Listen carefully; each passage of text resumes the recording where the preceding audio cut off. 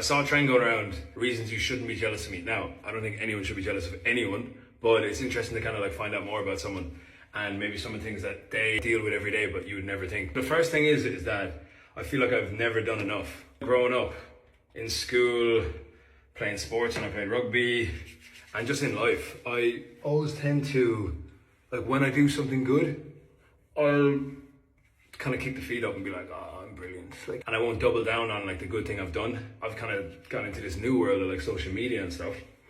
I'm like on it, like I'm bang. Like if my manager texts me, I'm gonna get something turned around in like 20 minutes. I'll reply at like 11 o'clock at night, whatever. Like I know some people like to just finish at like 5 or 6, like kind of like a normal working day. But I'm so like worried that I'll fall back into that pattern.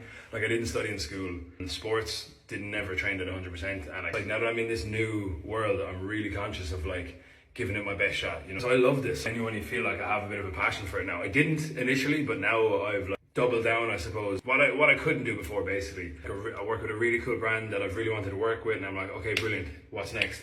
You know, and it's good to be hungry, but I just find that you also need to celebrate like an achievement. Second reason you shouldn't be jealous of me. I actually haven't seen my dad since I was 12. No bad blood or anything. It was just I used to see him quite often.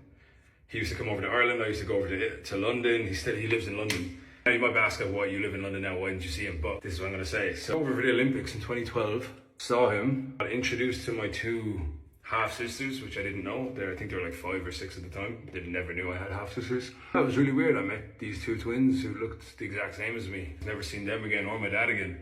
I probably will meet him again. I'm in London. I'd feel guilty if I didn't and something was to happen or whatever. But it definitely has like shaped me into the person I am now, negatively and positively. I think growing up, I was always, up until recently, to be honest, I'm always like trying to impress the lads, you know, trying to impress the boys, doing things literally I don't even want to do just to impress the lads.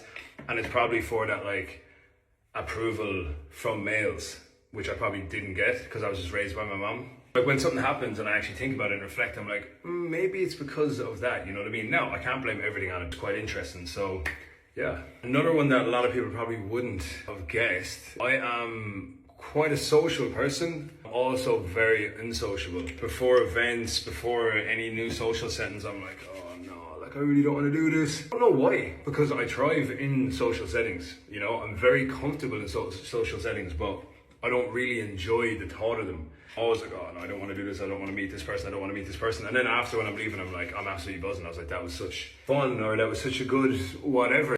I'm like an unsociable, sociable person. And also because like Megan's like so sociable, like she loves like interacting with new people, meeting new people. So do I, but I just need a little nudge to get there first, you know what I mean? And then I take over. I like not having to think about what I'm saying, or maybe I'm just a miserable bastard. On a lighter note, I actually have the flexibility of it. Oh, I don't know if I should be putting, it's kind of like purple shampoo vibes. I don't know, fuck it. I have the flexibility of an 80-year-old man. But I'm straightening my legs out fully. Like I can barely go past my knees. Didn't probably take like stretching and flexibility and stuff like that enough. Like I'll just randomly, like I'll be talking to Megan and all of a sudden I'll just randomly break into like, just stretching my lower back, you know what I mean? So yeah, look, we have to do it. I'm kind of concerned. I'm quite like athletic and like fit, and that's how far back I can go. Can't really go further back than that. So when I'm like doing shoulder press, or like if I'm trying to like put my arm back here, like go like locked up and restricted, this probably doesn't help as well that I used to run into people for a living. I had like both my ACLs reconstructed before I was 20, like surgery on my wrist and stuff like that. So I'm probably feeling the effects of all the rugby, and it's just not ideal because I want to be able to walk for an hour without actually feeling like I need a wheelchair halfway through, you know what I mean? Really, like, this smells really nice. It's kind of like making my curls look quite nice as well.